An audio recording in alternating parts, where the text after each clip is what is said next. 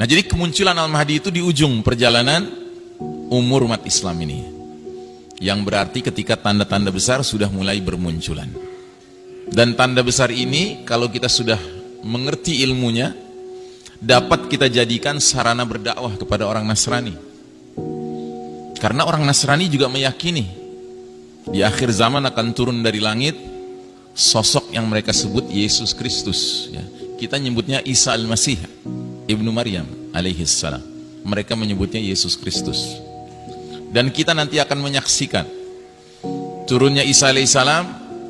Ternyata tidak mencari gereja. Dia masuk ke masjid. Dia sholat subuh berjamaah dengan kaum muslimin, yang pada saat itu imam sholatnya adalah Al-Mahdi. Masya Allah, ya. Dan Isa alaihissalam nanti akan mengajak semua orang kafir, termasuk ahli kitab Yahudi Nasrani, memeluk agama Nabi akhir zaman, agama Islam ini. Bahkan dalam hadis sahih dikatakan, Isa alaihissalam kalau sudah turun nanti dari langit, dia hanya menawarkan dua pilihan kepada orang kafir dan ahli kitab. Pilihan pertama, aslim taslam, masuk Islamlah engkau, niscaya engkau akan selamat dunia dan akhirat. Kalau nggak mau, diapakan sama Isa alaihissalam? Ya, diselesaikan. Loh, kok ngeri gitu Ustaz? Bukankah Isa alaihissalam itu digambarkan sosoknya santun? Iya memang. Cuman masalahnya adalah bukan masalah kesantunan di sini. Masalahnya turunnya Isa alaihissalam termasuk tanda kalau dunia sudah memasuki injury time. Dunia sudah mau berakhir. Waktu sudah tinggal sedikit. Adalah keterlaluan kalau orang kafir, Yahudi Nasrani masih tetap ngeyel ketika Isa alaihissalam sudah turun. Karenanya cuma dikasih dua pilihan, atau masuk Islam atau mati. Dan akan ada nanti orang-orang kafir Yahudi Nasrani yang masuk Islam tidak mau, tapi mati lebih gak mau lagi. Akhirnya apa? Masuk Islam dengan terpaksa. Sampai kapan? Sampai Isa alaihissalam wafat, mereka murtad lagi. Dan ketika sedang seru-serunya murtad, tiba-tiba matahari terbit dari barat. Mereka ingin mengucapkan dua kalimat syahadat lagi, kata orang Padang, talambe, too late. Tidak diterima, pintu tobat sudah ditutup, ya. Walaupun ada juga yang awal mulanya masuk Islam terpaksa, tetapi lama-kelamaan benar-benar beriman, ya. Beruntunglah dia. Ada hadis mengatakan, Nabi bersabda, kelak nanti kalau perang antara kaum muslimin dengan Yahudi, maka kaum muslimin akan berada di sebelah timur Nahrul Urdun, sungai Jordan. Dan Yahudi akan berada di sebelah barat dari Nahrul Urdun, sungai Jordan. Anda tahu, waktu Nabi menyampaikan hadis ini, para sahabat heran, apa itu Urdun, apa itu Jordan? Nggak ngerti mereka, karena zaman itu belum ada Jordan, Pak. Kita sekarang ngerti. Ya. Artinya apa? Nabi itu jangan ditanya, dia tahu tidak tahu tentang Amerika. Ya jelas tahu kalau dikasih tahu sama Allah. Tapi dengan tidak adanya hadis itu, kita perlu menduga kuat, jangan-jangan Amerika pada masa itu sudah nggak ada. Karena apa? Terbenam. Dan tentu pengertian terbenam bukan seluruhnya. Daratan tingginya, puncak-puncak gunungnya mungkin masih tersisa, ya. Termasuk wilayah Indonesia yang kita cintai karena Allah ini. Maka kalau ada di antara Anda yang berpikir, wah kalau gitu kita harus siap-siap. Bukan, kita harus siap-siap mengantisipasi pembenaman ini dengan cara kita bangun kampung akhir zaman di puncak-puncak gunung. Misalnya kita ke Merapi gitu ya, silakan. Karena ada hadisnya juga, Nabi bilang, kalau kalian sudah hidup di era fitnah, bawalah hewan kambing kalian, domba kalian ke puncak-puncak gunung, ya kan? Uzlah, kan begitu. Nah cuma harus diingat, kalaupun kita selamat setelah kita bikin kampung akhir zaman di puncak Gunung Merapi misalnya, nantinya kita nggak tinggal lagi di puncak Gunung Merapi, kita tinggal di Pulau Merapi, Pak. Kenapa? Karena sekeliling kita air, ya toh? Itu. Nah terus yang kedua, apa yang terjadi? Yang kedua, terjadilah significant depopulation, pengurangan populasi planet bumi ini secara signifikan. Banyak orang tewas, Pak, gara-gara bencana dahsyat ini. Ya bayangkan, wilayah ini kan luas, wilayah yang banyak sekali penduduknya, ya. Ini banyak sekali penduduknya kan. Apalagi wilayah yang warnanya kuning ini, negara apa nih? Banyak kan penduduknya. Penduduk dunia total 7 miliar, itu 2 miliar sendiri, Pak. Karenanya sebagiannya mulai diekspor paksa ke sini kan. Gitu. Makanya kalau kita ngerti skenario akhir zaman, kita tinggal komentar gimana? Silakan datang ke sini, ahlan wa sahlan, lu bakal terbenam lah, gitu.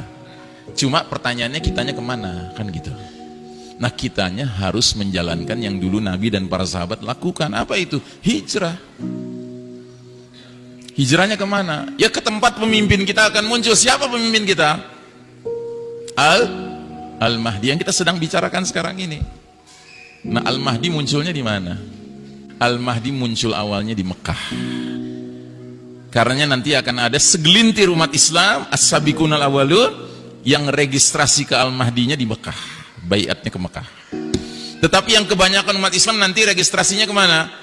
Ke Syam. Karena Al-Mahdi setelah dari Mekah bertolak kemana? Ke Syam, mendirikan khilafah ala minhajin nubuwah.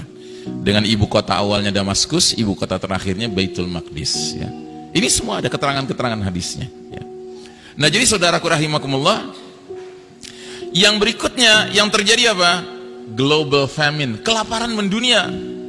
40 hari 40 malam dunia diselimuti oleh kabut asap. Matahari bersinar gak bisa menyentuh tanah. Akibatnya tanaman, tumbuhan, pohon gak menghasilkan. Makanya ada dalil mengatakan jika kalian sudah melihat bintang berekor di bulan Ramadan, siapkan makanan sekuat kemampuan kalian. Jadi bintang berekor itu diantara dalilnya mengisyaratkan jatuhnya di bulan Ramadan. Maka mulai sekarang kalau Ramadan akan tiba, tidak sekedar perasaan gembira yang harus ada dalam diri kita, tapi juga perasaan waspada. Jangan-jangan Ramadan ini jatuhnya bintang berekor. Kita tidak tahu kapan jatuhnya, tetapi kalau melihat tanda demi tanda yang bermunculan, it seems to be very close. Kelihatannya sudah dekat sekali jadwalnya. Bahkan tahun lalu, Ramadan tahun lalu, begitu malam terakhir, ya, kita dengar kabar besok 1 Syawal, saya langsung instruksikan istri anak saya semuanya sujud syukur. Alhamdulillah tahun lalu belum jatuh bintang berekor. Karena kami belum siap hijrah. Dan kelaparan mendunia ini berakibat kepada apa? Orang berebut makanan, Pak. Sampai apa? Sampai saling berbunuhan, killings ya. Al-Haraj kata Nabi, saling berbunuhan, memperebutkan makanan. Nah, yang lebih tidak pernah kita duga-duga lagi adalah dampak yang kelima. Terjadinya shutdown of modern technology. Teknologi modern ini berhenti beroperasi, Pak. Kenapa? Ya karena batu besar jatuh dengan kecepatan tinggi, bergesekan dengan udara, tentu menimbulkan induksi besar-besaran. Yang orang barat katakan akan terjadilah fenomena EMP, electromagnetic pulse. Ya, semua benda-benda kelistrikan macet, tidak bisa berguna lagi. Bahkan ahli fisika mengatakan tumbukan batu besar dengan tanah akan menyebabkan zat-zat tertentu sifatnya berubah. Misalnya besi berubah zatnya menjadi lengket, sehingga instrumen-instrumen yang terbuat dari besi yang sedikit rumit saja tidak bisa dipakai lagi. Contohnya sepeda, rantainya besi, gearnya besi, nggak bisa dipakai lagi. Bedil, pelatuknya besi, pelurunya besi, nggak bisa dipakai lagi. Dan ini yang dikatakan Nabi sampai 3 kalimat diulang-ulang dalam hadis riwayat Muslim, hadisnya sahih. Nabi bersabda, wa'udtum min haitsu bada'tum wa'udtum min haitsu bada'tum wa'udtum min haitsu bada'tum. Kalian akan kembali kepada kondisi seperti sedia kala. Kalian akan kembali kepada kondisi seperti sedia kala. Kalian akan kembali kepada kondisi seperti sedia kala. Sewaktu Nabi dahulu menyampaikan kepada para sahabat nggak ngerti. Kenapa nggak paham para sahabat? Karena para sahabat nggak pernah mengalami menggunakan komputer, ya, HP, listrik, AC, ya, mobil, motor, pesawat udara, nggak ada. Tapi setelah hadis ini sampai ke zaman kita, kita pakai akal kita merenungkan apa ya maknanya ini. Oh, ini rupanya isyarat akan terjadinya kemacetan operasional teknologi canggih. Nah, yang lebih menarik lagi, Syekh Mubayyad dalam kitab Ensiklopedia Akhir Zaman mengatakan, jika peristiwa ini terjadi, Pak, ini bukan keburukan bagi umat Islam, malah ini keberkahan bagi umat Islam. Kenapa? Karena begitu shutdown modern technology terjadi, dia terjadi di seluruh dunia, Pak. Akibatnya umat Islam bisa istirahat, dari perlombaan mengejar ketertinggalan barat kafir di bidang teknologi.